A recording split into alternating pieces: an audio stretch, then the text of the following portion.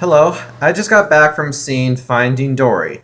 I'm on vacation at a Cedar Point nearby hotel, and I must say, well, at least let me talk about what did I know about this movie before I saw it. I knew that Pixar was making it, and I also knew that Cars 2 happened.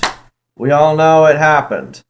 I mean, it's like the first Cars, I only saw it once, and I'm going to be honest, not a fan. Not a bad movie, but not a fan. Not the right person to see it. Just, it doesn't grab me. It's nothing I'd want to watch again. It's just a so-so movie. Like it if you want, but I just don't get anything out of it. But it's obvious the director did, because he made a sequel, and you go from making Toy Story 3, which is a much better executed version of the first movie, into making this other movie, which is, I didn't see it.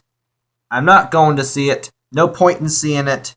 Why would I see it and waste my time? No. Their follow-up film, Brave, was fine. I only saw it once, though. I enjoyed it a lot when I saw it. Like, did not see Monsters University, so I don't know. I really don't. But then Inside Out, which was really, really good. I loved it. I saw it twice. Once in the theater with my brother and sister, who you know my brother, you've seen him. And I saw it again when my parents rented it. So I love Inside Out. So with this new movie, Finding Nemo was one of my favorite animated films growing up. I fell in love with it when I was an 8-year-old kid. So much so that I hated Shark Tale when it came out. You know how a lot of people say that kids don't hate bad animated movies? No, that's a lie. I hated Shark Tale because I knew it was cashing in on a similar concept underwater, except with mafia. That's it. That's all you're doing. But that's Shark Tale. It's been years since I see it, but I won't see that one again. No point. No point. So on to this movie. You have yourself a sequel to Finding Nemo. And I've known they were going to be doing it for a while because Ellen DeGeneres talked about it, and I saw a video of her talking about it.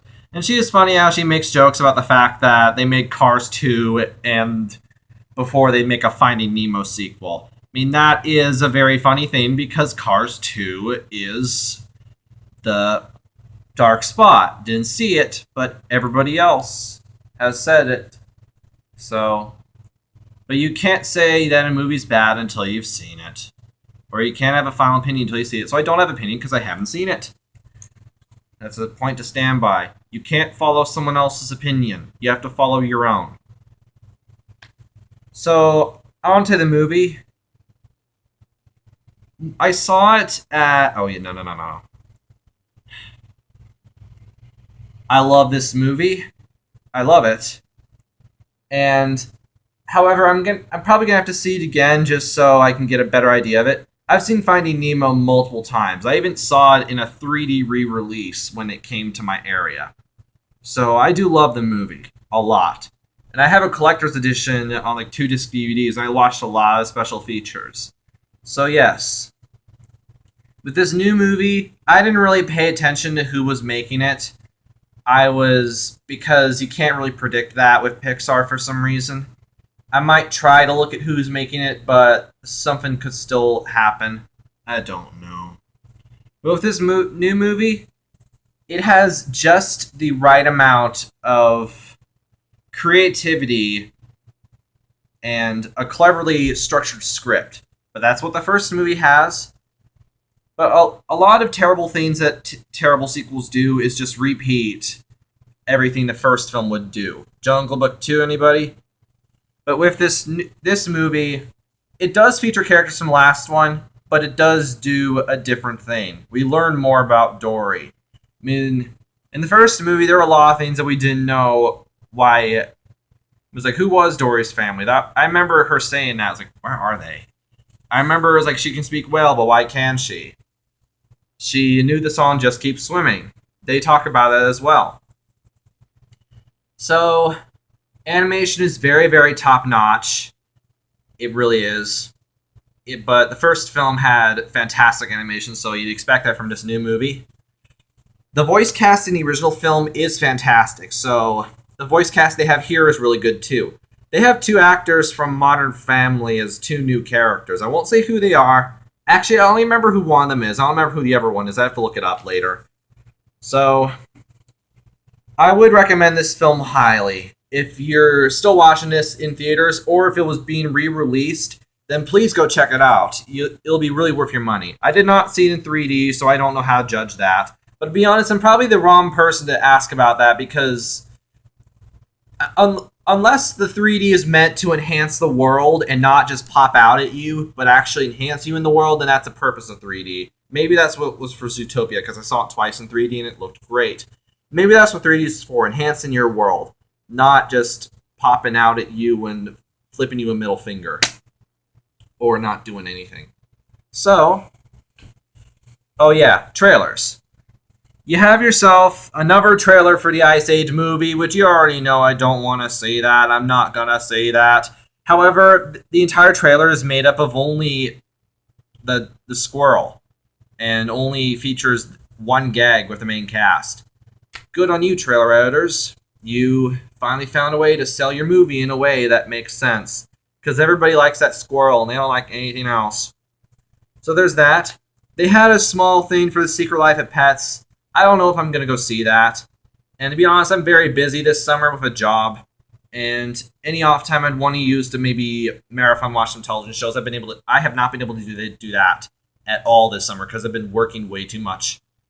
I decided to be a workaholic for the money, and I had no passion in the job, so it really has been beating me down.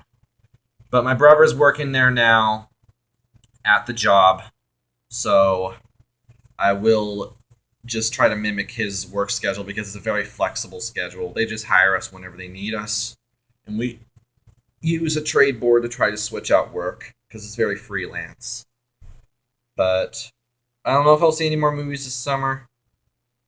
So, but back to the one in question. Yes, I love this movie. I don't really know what else to say about it without giving any spoilers. And I really don't want to because this one is really worth seeing it all the way through without spoiling it. I mean, people who spoil themselves in movies. If you want to be a movie critic or somebody who watches movies to give your thoughts, you have to stop spoiling it because it ruins the movie in a sense. I mean, you're supposed to be able to not be able to guess a twist if it comes. That's why I would not recommend seeing the Star Wars prequels before the original films. I mean, it's like, if you think this, shame on you because the Star Wars prequels aren't even the real Star Wars. The real Star Wars is the originals. So, would really recommend it, but yeah, trailers, of course. Secret Life of Pets, I don't know if I'm going to see that. The Ice Age Collision Course, definitely don't want to even know. I have not seen the fourth one. Another trailer for the Lakia movie still looks very promising. I should probably look up who's making it, though, because I haven't done that. Another trailer for that bad-looking movie where a guy gets turned into a cat and Christopher Walken is the one helping him. Does not look good. Looks like another stupid movie. They have a trailer for Pete's Dragon. I don't know how that's going to turn out. I mean, does anybody like the original Pete's Dragon today? Don Bluth is great, but I haven't seen the whole movie. I've seen parts of it, but I don't remember it, really. So I don't know what this new movie's going to be. So, it could just be decent. It'd already be a serviceable movie, based off what I've heard people say about the original film. So,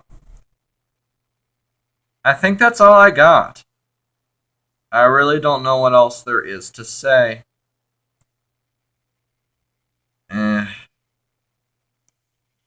I really don't know how to stop these videos, or I really don't know how to prepare myself. Here's the thing. I saw it with my mom, and she is going to get the rest of the family from Cedar Point, because they went there while we saw the movie. And she's going to be back any minute now, so I have to stop this before they get here. Oh yeah, the audience. We saw this at a Tuesday night 7:15 showing, but it was packed. I don't even know how. How does this happen? Are we in a city where this is the only movie theater around? Because back where I live, this never happens on a Tuesday showing if you see a movie in the summer. It just doesn't. But this one was a full house. And I rarely ever see those because I don't see a lot of movies in theaters. But so it was full of kids. I really don't really know. There was popcorn everywhere, but the kids stayed in their seats, so that's a plus. I mean, I would whenever I want to see a movie in the theater, I'd want to see it in a quiet showing where there aren't kids. So anybody who's seen a movie, try to pick a showing where there won't be a lot of kids. If it's a family film, see a midnight showing or see a late showing on a weekday where the kids are not around. Yeah. So, I want to end this. I can't remember any more of these trailers. I think that's them all. Audience, sorry said, it's packed full of kids, but they enjoyed the movie. My mom loved the movie, and she loves the original film. So this, like I said, the movie has a fantastic voice cast for both the originals and the new ones. I don't know who they recast for Nemo. I'd have to look it up. Maybe it's another unknown child actor. But the returners are great. The new ones are great. The script is really well written. I really recommend it. If it's still out while you're watching this, go see it. See it in 3D if you have the money or the time. Or if it's being re-released, do the same. Because I know if Finding Nemo was re-released in 3D, then this one probably could be too in the next 10 or 20 years. So, that's all I have to say. Bye.